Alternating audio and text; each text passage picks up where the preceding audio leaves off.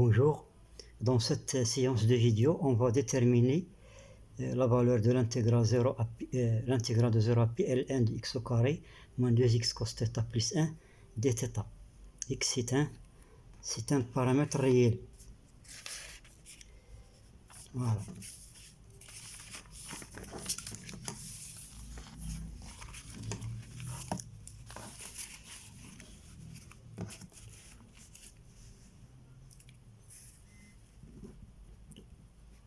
Calcul de l'intégrale de 0 à pi ln de x au carré moins 2x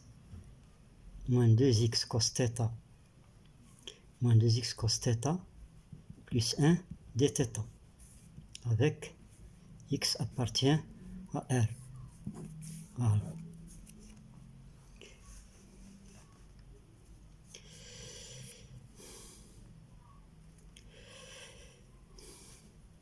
Voilà, on considère, on pose I de x est égal à l'intégrale de 0 à pi ln de x au carré moins 2x cos θ plus 1 dθ. X appartient à R.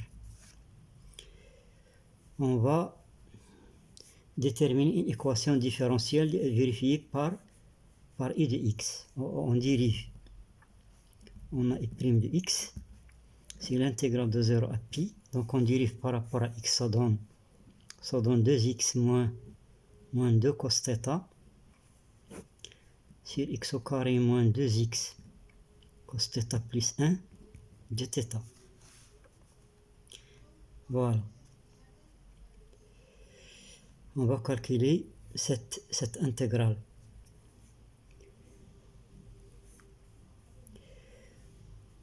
Donc on fait le changement.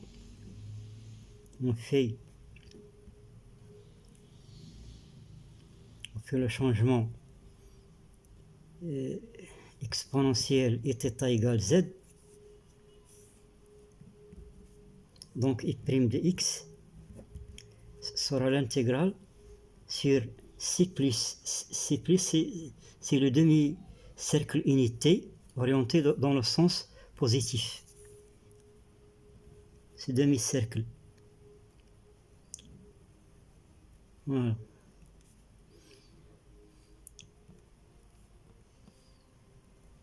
Voilà, on va intégrer la fonction sur ce contour-là.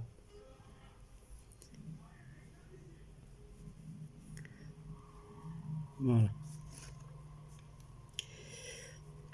Donc ici, module de z égale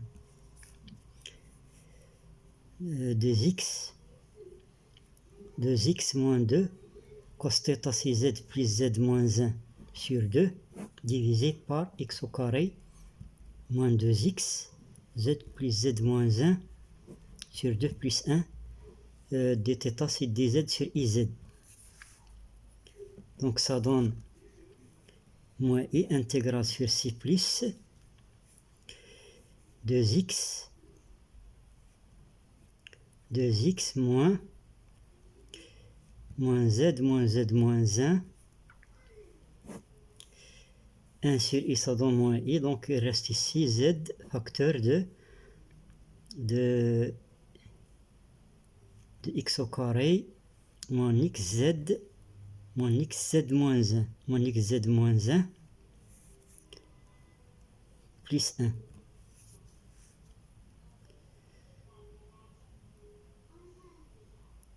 Voilà, plus 1 dz. Voilà, donc ça donne moins i intégrale sur c plus de 2x moins z moins 1. On multiplie le numérateur par z, donc ça donne x carré z moins x z carré moins x plus z dz. Voilà, donc ça donne moins i intégrale sur c plus 2x moins z moins 1 sur 1 plus moins xz carré plus 1 plus x carré z moins x dz. Voilà. On va factoriser par moins 1 dans le numérateur, donc ça donne i intégral sur c plus 2x moins z moins 1 sur x z carré moins 1 plus x au carré z plus x dz. Donc ça donne intégral sur c plus de i qui multiplie. On va multiplier le numérateur et le dénominateur par z. Donc ça donne 2xz moins z carré moins 1 sur z facteur de xz carré moins 1 plus x carré z plus x dz. Voilà. Maintenant, on va considérer cette fonction complexe. On considère la fonction complexe qu'on va appeler par exemple psi de z est égal I facteur de moins z carré plus 2xz moins 1 sur z facteur de xz carré moins 1 plus x carré z plus x. On va déterminer les pôles de phi, pôles de psi. Voilà.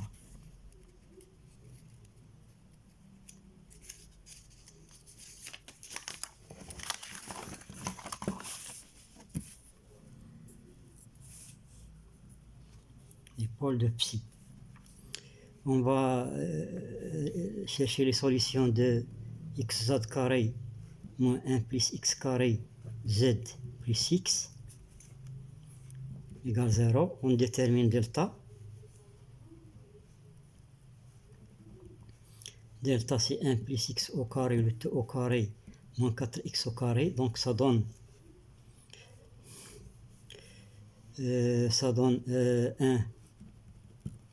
1 plus 2x au carré plus x4 moins 4x au carré, c'est-à-dire 1 moins 2x au carré plus x4, et ça c'est x au carré moins 1, le tout au carré. Donc les racines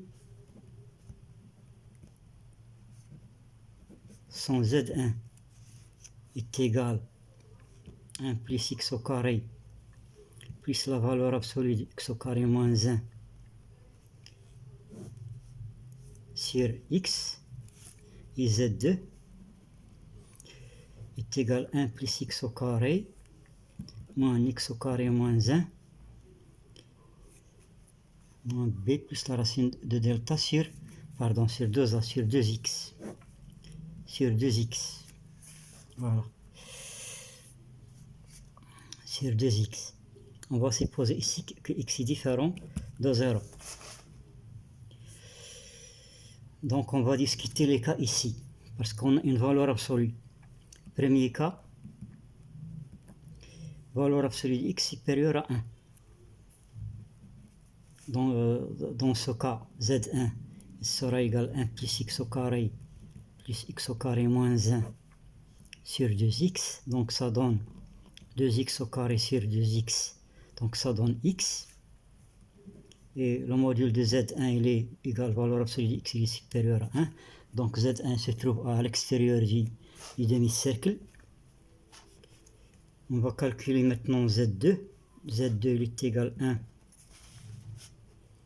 est égal à 1 plus x au carré moins x au carré plus 1 sur 2x. Donc ça donne 2 sur 2x, ça donne 1 sur x.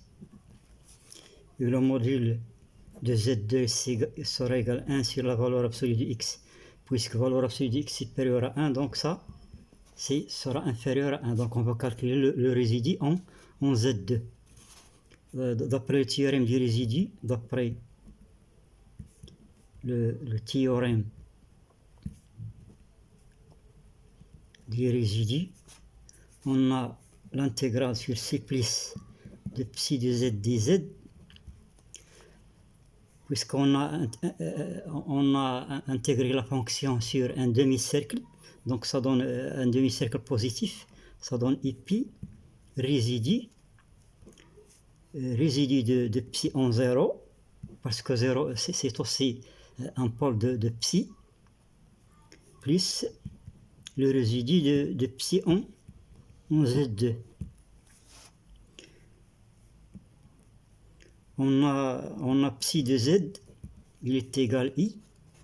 On rappelle que psi est égal I, qui multiplie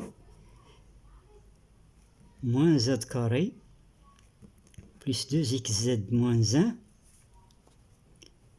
sur xz facteur de z moins z1 facteur de z moins z2. Donc on va calculer le résidu de psi en 0.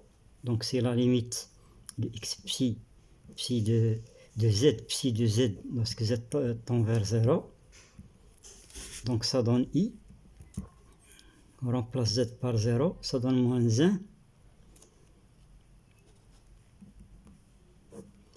Moins 1.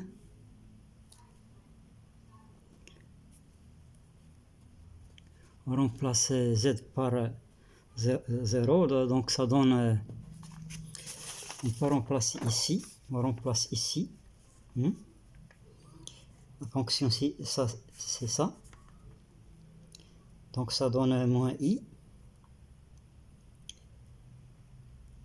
Ces termes-là, ça donne 0. Donc ça donne moins i sur x. Moins 1 sur x. Donc c'est moins i sur x. Voilà. Maintenant, on va calculer le résidu. Le résidu de psi en Z2, c'est la limite, puisque Z2 c'est un pôle simple. Z moins Z2, parce que Z tend vers Z2, psi de Z. Donc, ça sera égal à la limite, parce que Z tend vers Z2, de I, moins Z carré, plus 2xz moins 1, sur xz, on simplifie par z moins z2. xz facteur de z2 moins z1. Donc ça donne i qui multiplie moins z2 au carré plus 2xz2 moins 1 sur xz2 facteur de z2 moins z1. C'est z2 moins z1. Z2 est égal à Z2, il est égal à 1 sur x. Donc ça donne i qui multiplie moins 1 sur x au carré plus 2 moins 1. xz2 ça donne 1. Ici ça donne 1 sur x moins x. Z1 est égal à x. Donc ça donne i qui multiplie 1 moins 1 sur x au carré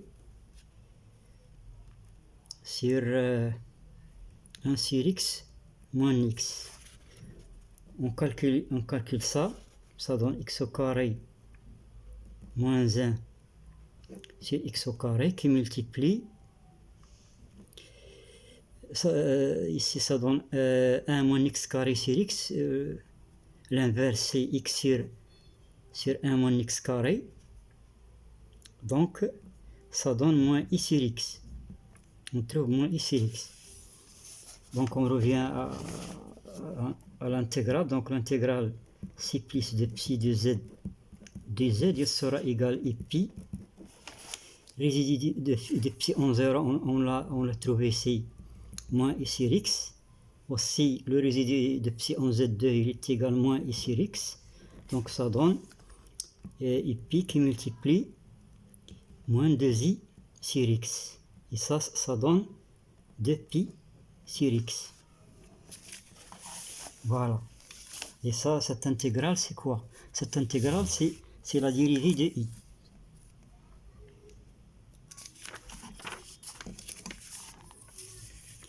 Voilà, donc i' de x sera égal à 2pi sur x. On tire donc I de x sera égal à 2 pi ln, valeur absolue de x, plus une constante k. On va déterminer la valeur de k. On rappelle que I de x il est égal à l'intégrale de 0 à pi ln de x au carré moins 2x cos θ plus 1 dθ.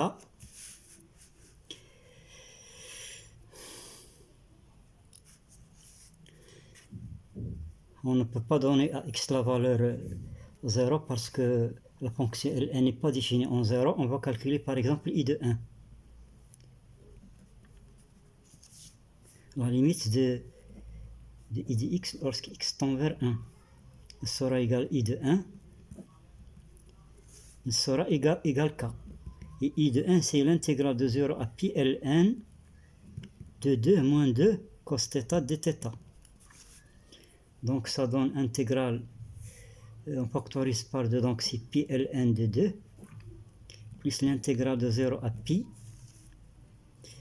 ln de 1 moins cos θ dθ. Donc ça donne pi ln de 2 plus l'intégrale de 0 à pi ln 1 moins cos θ, c'est 2 sin carré θ sur 2 dθ. Ça donne pi ln de 2 plus pi ln de 2 plus 2 fois l'intégrale de 0 à pi ln de sinus θ sur 2 dθ.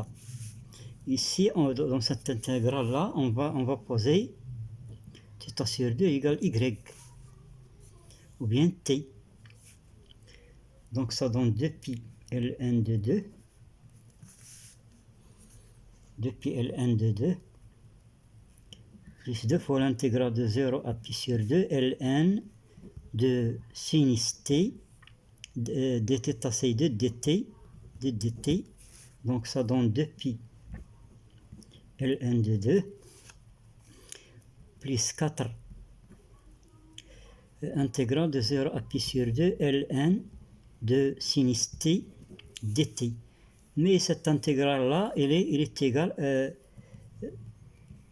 sa valeur elle est connue, c'est moins pi sur 2 ln de 2. Voilà. Donc ça donne 2 pi ln de 2 moins 2 pi ln de 2, ça donne 0. Donc la constante k égale 0. Donc I de x il est égal à 2 pi ln de valeur absolue de x. Si la valeur absolue de x est supérieure à 1.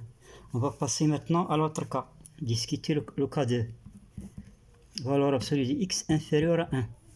Ici on pose x égale 1 sur grand X. Donc avec ce changement-là, on va obtenir grand X, il est supérieur à 1.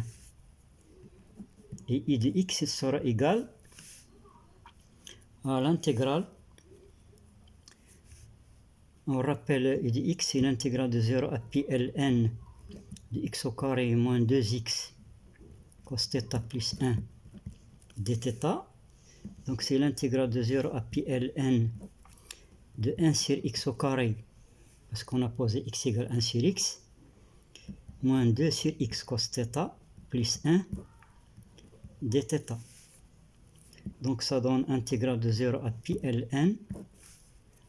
On réduit au même dénominateur, ça donne x au carré moins 2x cos θ plus 1 sur x au carré dθ. Donc ça donne l'intégrale de 0 à pi ln de x au carré moins 2x cos θ plus 1 dθ moins 2 pi ln de valeur absolue de x. Puisque la valeur absolue de x est supérieure à 1, cette intégrale-là, on a montré qu'il est égal à 2 pi ln de valeur absolue de x. Donc moins 2 pi ln de valeur absolue de x ça donne 0. Donc dans ce cas, I de x, il est nul. Voilà. Donc si la valeur absolue de x est inférieure à 1, I de x il est égal à 0. En conclusion,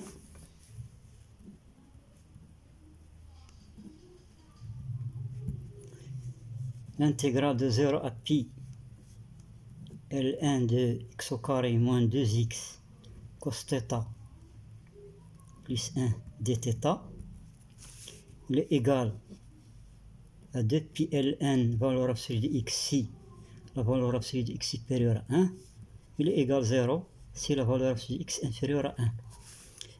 Reste à vérifier le cas, reste à vérifier le cas x égale moins 1. X égale moins 1, mais remarquez que la fonction elle est paire. Remarquez que I de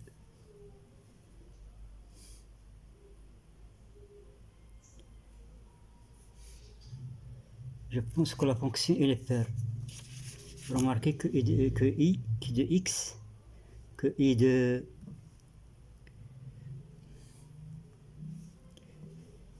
moins x égale I de x.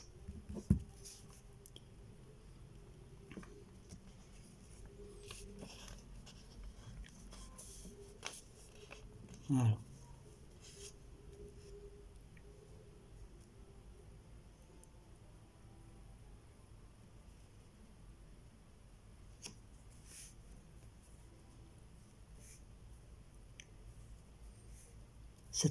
Cette remarque n'est pas importante. Ce qui est important, c'est de vérifier le cas x égale moins 1. Pour x égale moins 1, on va obtenir l'intégrale de 0 à pi Ln de 1, Ln de 1 plus 2 cos θ plus 1 dθ. Et ça donne l'intégrale de 0 à pi Ln de 2 plus 2 cos θ dθ. Et cette intégrale-là, elle est calculable. C'est pi Ln de 2 plus l'intégrale de 0 à pi Ln de 1 plus cos θ dθ. Et on utilise les formules. Intégrale de 0 à pi Ln de 2 cos carré θ sur 2 dθ. Donc ça donne pi Ln de 2 plus pi Ln de 2 plus 2 fois l'intégrale de 0 à pi Ln de cosinus θ sur 2. Voilà. Donc ça donne 2 pi Ln de 2. Ici, on va poser θ sur 2 égale, par exemple, z. Donc ça donne 2 fois l'intégrale de 0 pi sur 2 Ln de cosinus de z. dθ, c'est 2 dz. Donc ça donne 2 pi Ln de 2 plus 4 fois intégrale de 0 à pi sur 2 Ln de cos z dz. Voilà. Je pense que ça donne 1, 0 plus 4 moins pi sur 2 Ln de 2. Moins pi sur 2 Ln de 2. Donc ça donne 2 pi Ln de 2 moins 2 pi Ln de 2, ça donne 0. Je pense que la fonction elle est paire. La fonction elle est paire. Donc pour x égale moins 1, l'intégrale il est aussi nul. Il est égal à 0.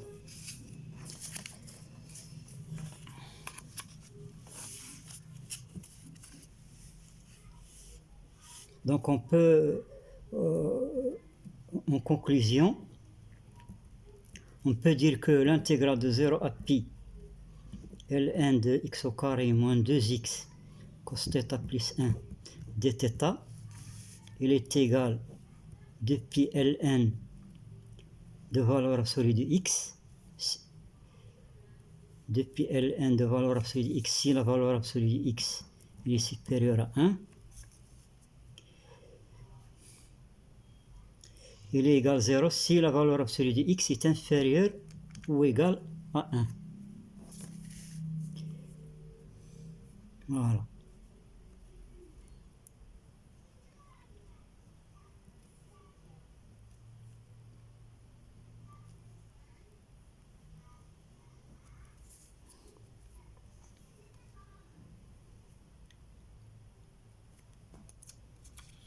Voilà.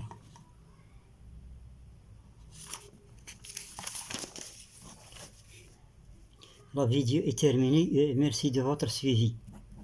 De Professeur Abdullah.